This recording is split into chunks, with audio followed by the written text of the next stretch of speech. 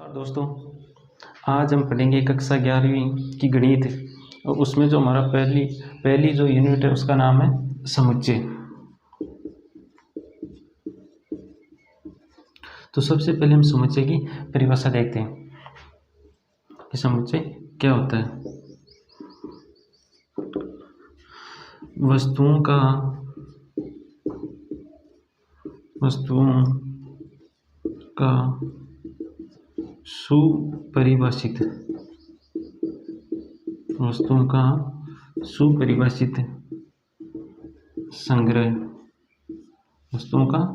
सुपरिभाषित संग्रह है।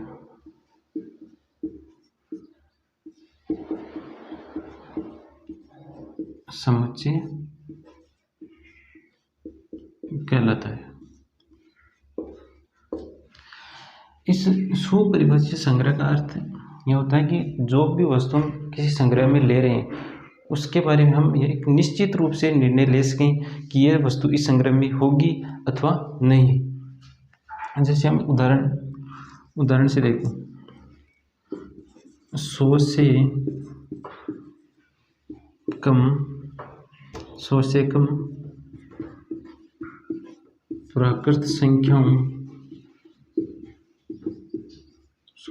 प्राकृत संख्याओं का संग्रह। दूसरा उदाहरण है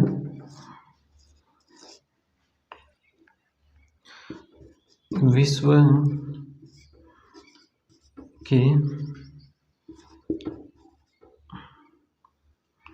के 5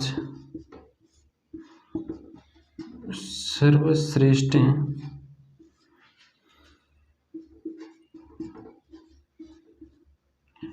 क्रिकेटर का संग्रह। तो पहला उदाहरण देखो, 100 से कम प्राकृत संख्याओं का संग्रह यह समुच्चय होगा या नहीं। तो 100 से कम प्राकृत संख्या कौन कौन सी होती है? 1 से लेकर 99 तक। और 1 से लेकर 99 तक की जो संख्या है उनके बारे में हम यह निश्चित रूप से कह सकते हैं कि ये सभी जो संख्या है वो क्या है? प्राकृत संख्याएं। अतः इनका जो संग्रह होगा वो एक समुच्चय होगा। अब उदाहरण दूसरा है विश्व के 5 सर्वश्रेष्ठ क्रिकेटर का संग्रह। देखो, यह एक सुपरिभाषित संग्रह नहीं है। यह जो उदाहरण दूसरा है यह एक सुपरिभाषित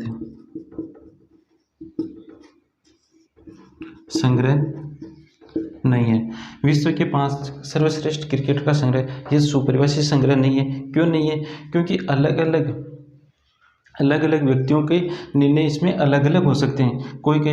किसी के लिए कौन सा खिलाड़ी अच्छा है, किसी के लिए कौन सा। तो निश्चित रूप से नहीं कह सकते कि यह खिलाड़ी, इन खिलाड़ियों का जो संग्रह होगा वो सबसे अच्छा है।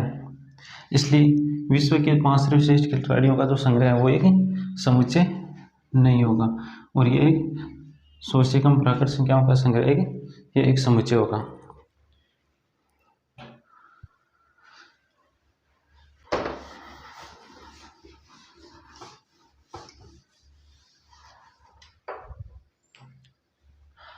अब देखो, समुच्चय के लिए जो वस्तुएं थी उनको समुच्चय के लिए अवयव या उन्हें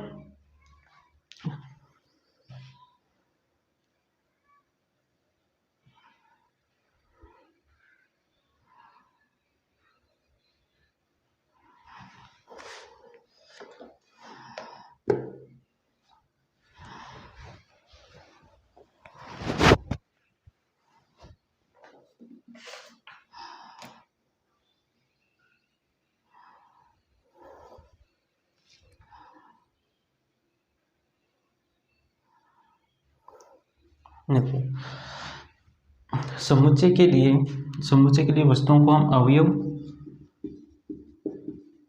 या सदस्य भी कहते हैं। समुच्चय के लिए जो वस्तुएं होती हैं उनको हम अवयव या सदस्य कहते हैं। और समुच्चय को हमेशा अंग्रेजी वर्णमाला के बड़े अक्षर, कैपिटल अक्षर के द्वारा इन्हें निरूपित किया जाता है। और इनके अवयवों को अंग्रेजी वर्णमाला के छोटे अक्षर के द्वारा निरूपित किया जाता है। तो समुच्चय को तो अंग्रेजी वर्णमाला के बड़े अक्षर जैसे ए, बी, सी, एक्स, वाई, जेड, इनसे निरूपित किया जाता है। और जो समुच्चय में जो अवयव या सदस्य उनको हम अंग्रेजी वर्णमाला के छोटे अक्षर ए, ई, बी, एक्स, वाई, जेड इनसे निरूपित करेंगे। अब देखते हैं कि समुच्चय को निरूपित करने की कितनी विधियां।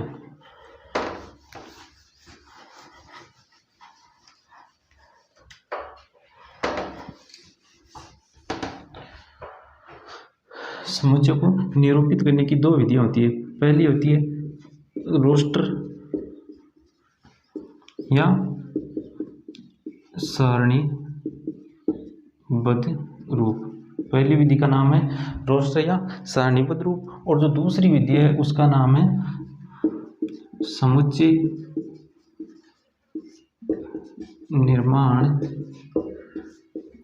निर्माण रूप।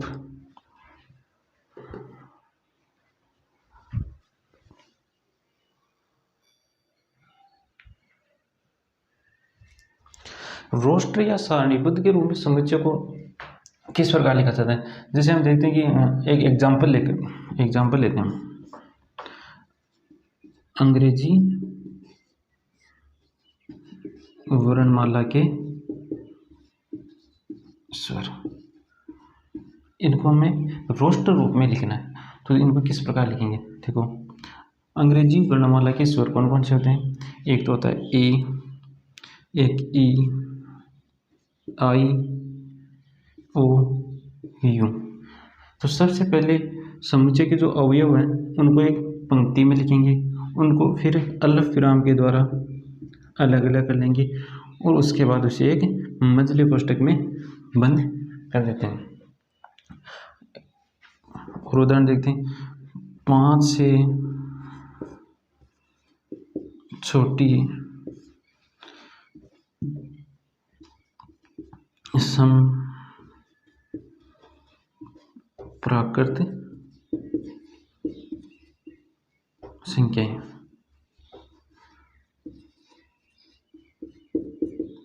तो 5 से छोटी कौन कौन सी सम संख्या होगी। एक तो होती है 0, एक होती है 2, एक होती है 4। इनको क्या करेंगे, एक अलग विराम के द्वारा अलग भरता कर देंगे और इसे एक मंझले कोष्ठक में बंद कर देते हैं। जब भी हम किसी समुच्चय को रोस्टर रूप में लिखते हैं तो इनके जो अवयव होते हैं इनकी कभी भी पुनरावृत्ति नहीं होती। जैसे ये जो समुच्चय लिखा इसको हम इस प्रकार कभी नहीं लिखेंगे, जैसे ए, ई, आई, ओ, यू। इनके अवयवों की कभी भी पुनरावृत्ति नहीं होती। दूसरी बात, इनका क्रम का भी कोई महत्व नहीं होता। ये जो समुच्चय इसको हम इस प्रकार से भी लिख सकते हैं, 2, 4 और 0। तो दो बातें इसमें ध्यान रखनी है।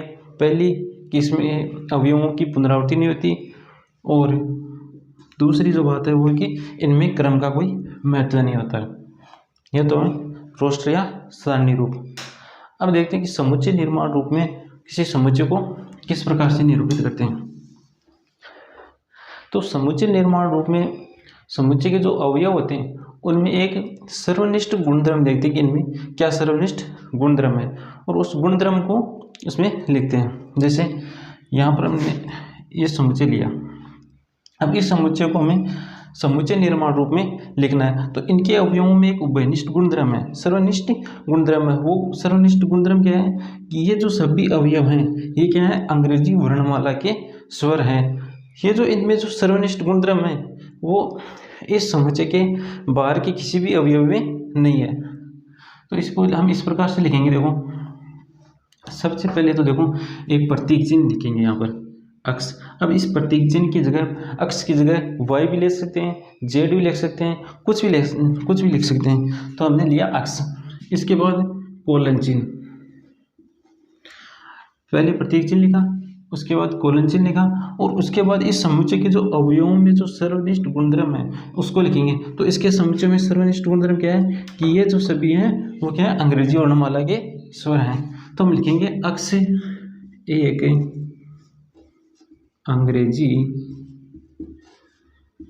वर्णमाला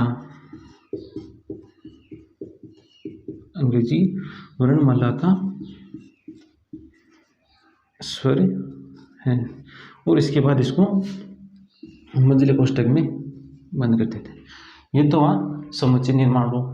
लिखने का तरीका किस प्रकार है? सबसे पहले एक प्रतीक चिन्ह लिखेंगे, उसके बाद इसको बोलते हैं कोलन चिन्ह, इसको बोलते हैं कोलन चिन्ह। सबसे पहले प्रतीक चिन्ह लिखा, उसके बाद कोलन चिन्ह लिखेंगे, और उसके बाद जो अवयवों में जो सर्वनिष्ठ जो गुणधर्म है उसको लिखेंगे, और बाद में इसे मंझले कोष्ठक में बंद कर देते हैं। और इसे पढ़ने का जो तरीका है इसे पढ़ेंगे किस प्रकार? तो इसको पढ़ेंगे, ये जो मंझले कोष्ठक है उसको तो पढ़ेंगे सभी अक्ष का समुच्चय। इस मंझले कोष्ठक और इस अक्ष को तो इस प्रकार पढ़ेंगे सभी अक्ष का समुच्चय। फिर इस कोलन चिन्ह को पढ़ेंगे हम जहां। देखो, सबसे पहले तो मंझले कोष्ठक और अक्ष को पढ़ते हैं तो किस प्रकार? सभी अक्ष का समुच्चय। फिर कोलन चिन्ह को जहां अक्ष एक अंग्रेजी वर्णमाला का स्वर है। किस प्रकार पढ़ेंगे? सभी अक्ष का समुच्चय जहां अक्ष एक अंग्रेजी वर्णमाला का स्वर है।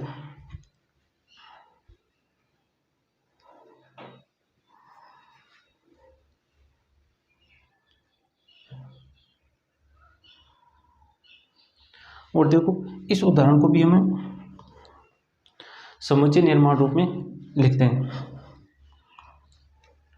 तो देखो, सबसे पहले तो प्रतीक चिन्ह, जैसे वाई लिया, वाई के बाद कोलन चिन्ह लिखा, और कोलन चिन्ह लिखने के बाद इसमें जो इसके अवयवों में क्या सर्वनिष्ठ गुणधर्म है कि ये क्या है? समप्राकृत संख्याएं, और कहाँ तक है? 5 से छोटी है। तो हम इसे लिखेंगे वाई 1 5 से छोटी, वाई 1 5 से छोटी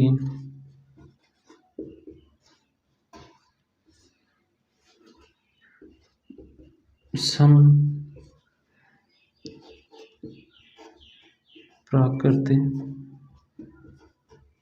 संख्या है। वाई 1, और इसको फिर मंझले कोष्ठक में बंद कर देंगे। सबसे पहले प्रतीक चिन्ह लिखेंगे वाई, यहाँ पर हमने वाई लिखा है, फिर उसके बाद कोलन चिन्ह लगाया। कोलन चिन्ह लिखने के बाद इसके जो अवयव हैं, इस समुच्चय के जो अवयव हैं, इनमें जो सर्वनिष्ठ गुणधर्म है उसको लिखा कि वाई 1 5 से छोटी समप्राकृत संख्या, और उसके बाद इसे मंझले कोष्ठक में बंद कर दिया। और पढ़ेंगे किस? इसको सभी वाई का समुच्चय, सभी इस मंझले कोष्ठक और वाई को तो किस प्रकार पढ़ना है? सभी वाई का समुच्चय जहां, कोलन चिन्ह को, जहां वाई 1 5 से छोटी समप्राकृत संख्या है। इसके बाद देखो, इसके जो अवयव, देखो एक चिन्ह होता है एफ, इसको बोलते हैं एप्सिलॉन, जिसका मतलब होता है इसका देखो,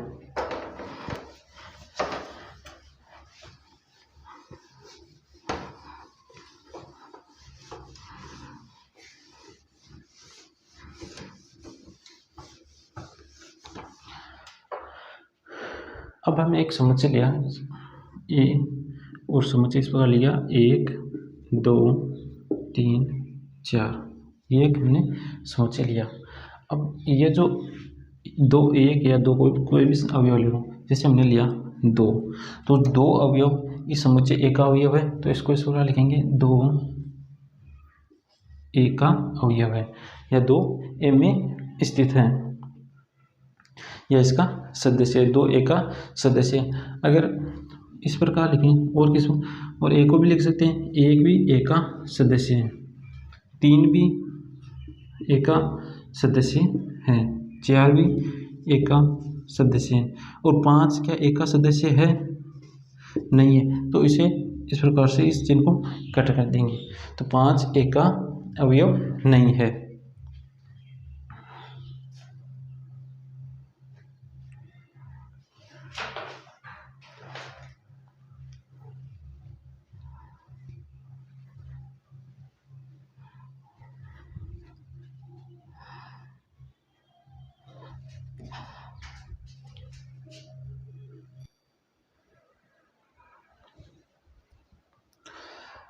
अब हम एनसीईआरटी की जो एग्जाम्पल है उनको हल करेंगे।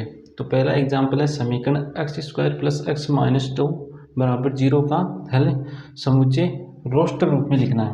इस समुच्चय का जो हल होगा उसे हमें रोस्टर रूप में लिखना है। तो पहले इस समीकरण को हल करते हैं। x² + x - 2 बराबर 0। तो इसके गुणनखंड करेंगे x² + 2x - x - 2 बराबर 0। यहाँ से हम x को ले लेंगे, तो x को मिल लिया तो यहाँ पर बच गया x बच गया, यहाँ पर बच गया 2। यहाँ से हम -1 कॉमन ले लेंगे तो यहाँ पर बच गया x + 2 बराबर 0। अब यहाँ से x + 2 कॉमन ले लेंगे, तो x + 2 कॉमन लिया तो यहाँ पर तो बच गया x और यहाँ पर बच गया -1 बराबर 0। अब या तो x + 2 बराबर 0 होगा या x - 1 बराबर 0 होगा। जब x + 2 बराबर 0 होगा, x + 2 बराबर 0 होगा तो x बराबर कितना आ गया -2। और जब x - 1 बराबर 0 होगा तो x बराबर 1 आ गया।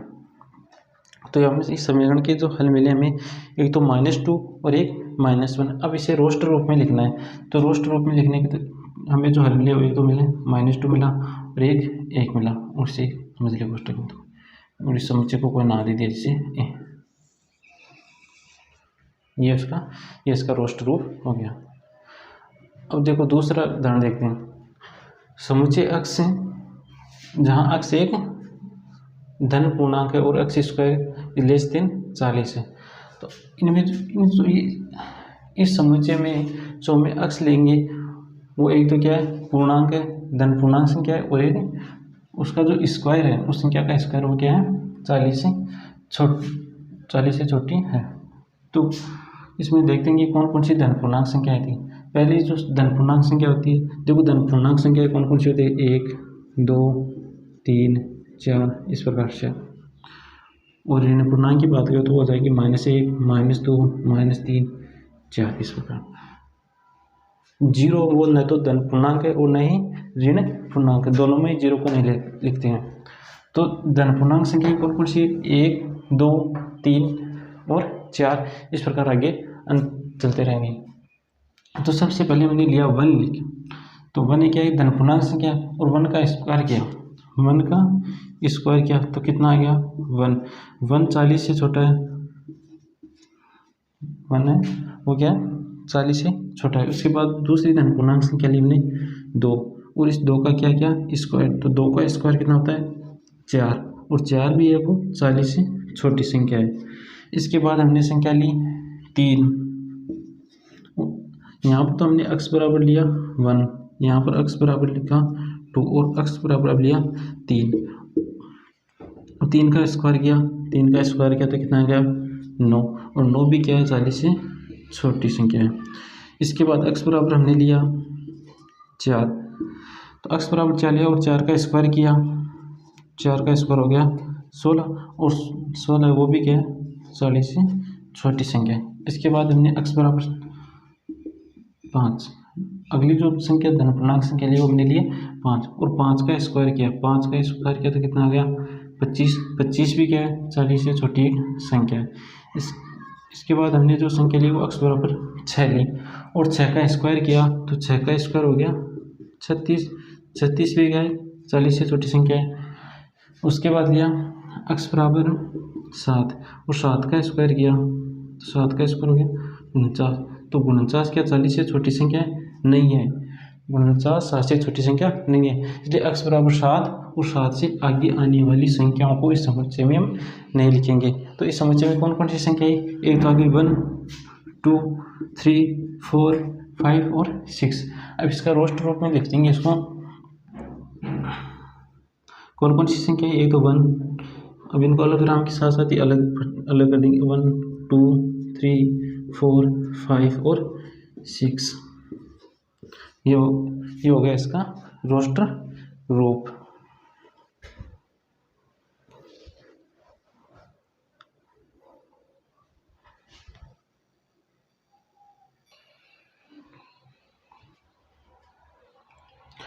नेक्स्ट उदाहरण देखो, समुच्चय ए 1 4 9 16 25 डैश डैश को समुच्चय निर्माण रूप में लिखिए।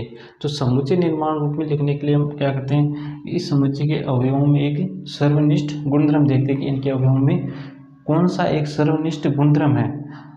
तो देखो इसके अवयवों 1 का स्क्वायर किया तो हमें देखो 1 मिल रहा है, 2 का स्क्वायर किया 4 मिल रहा है, इसी प्रकार 3 का स्क्वायर किया तो 9 मिल रहा है, 4 का स्क्वायर करेंगे तो 16 मिल रहा है, 5 का स्क्वायर करेंगे तो 25 मिलेगा। तो ये क्या है, जो 1 2 3 ये क्या है, प्राकृत संख्या है, और प्राकृत संख्याओं का इसमें स्क्वायर किया तो हमें ये समुच्चय मिल रहा है। तो इसको समुच्चय निर्माण रूप में किस पर लिखेंगे, देखो प्रतीक चिन्ह लिखा, फिर कोलन चिन्ह लगा दिया, और इनमें क्या गुणधर्म, इसको लिखेंगे x बराबर n स्क्वायर, x बराबर n स्क्वायर, और n एक प्राकृत संख्या, n क्या एक प्राकृत संख्या, और इसे इस प्रकार से भी लिख सकते हैं, देखो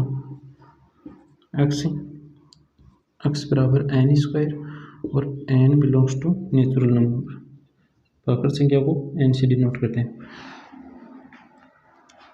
तो ये हो गया इसका समुच्चय निर्माण रूप। इसमें इसके अवयव में क्या गुणधर्म था, इनमें जो प्राकृत संख्या थी उनका स्क्वायर किया तो ये संख्या हमें मिल रही 1 4 9 16, तो इसको लिख दिया। इसको पढ़ोगे, देखो x सभी x का समुच्चय जहाँ x बराबर n स्क्वायर और n क्या एक प्राकृत संख्या। अब जैसे प्राकृत संख्या को हम रखें, प्राकृत संख्या कौन कौन सी, 1 2 3 4 5 डैश डैश, एक का रखा n बराबर 1 रखा, 1 का स्क्वायर 1 आ गया, 2 n बराबर हमने रखा 2, n बराबर रखा तो 2 का स्क्वायर कितना आ गया 4, तो x बराबर कितना आ गया 4, और फिर n का मान रखेंगे 3, और n का स्क्वायर 3 का स्क्वायर करेंगे, 3 का स्क्वायर करेंगे तो x बराबर कितना आ गया 9। इस प्रकार से आगे चलते रहेगी 16 25, ये हमें फिर से देखो ये समुच्चय मिल रहा है। तो इसे समुच्चय निर्माण रूप में इस प्रकार लिखेंगे। नेक्स्ट उदाहरण देखो, समुच्चय 1/2 2/3 3/4 और 4/5 को समुच्चय निर्माण रूप में लिखिए। तो इसमें भी हम देखते हैं इसके अवयवों में क्या सर्वनिष्ठ गुणधर्म है। देखो इसमें जो अंश है और हर में देखो हर है वो अंश से क्या है बड़ा है, एक बड़ा है, तो इसको देखो समुच्चय निर्माण रूप में लिखेंगे x सच दैट x बराबर n/n+1, जहाँ n क्या एक प्राकृत संख्या है, इस प्रकार लिखें। अब n बराबर देखो 1 रखा तो n बराबर हमने रखा 1, तो n बराबर 1 रखा, फिर n+1+1 कितना हो गया 1/2, फिर n की जगह 2 रखा तो ऊपर तो आ गया 2, और हर में कितना आ गया 2 + 1 2/3। तो देखो फिर ये समुच्चय मिल रहा है ना हमें फिर से। तो इसको समुच्चय निर्माण रूप में किस प्रकार लिखेंगे, सभी x का समुच्चय जहाँ x बराबर n/n+1 और n क्या है प्राकृत संख्या है।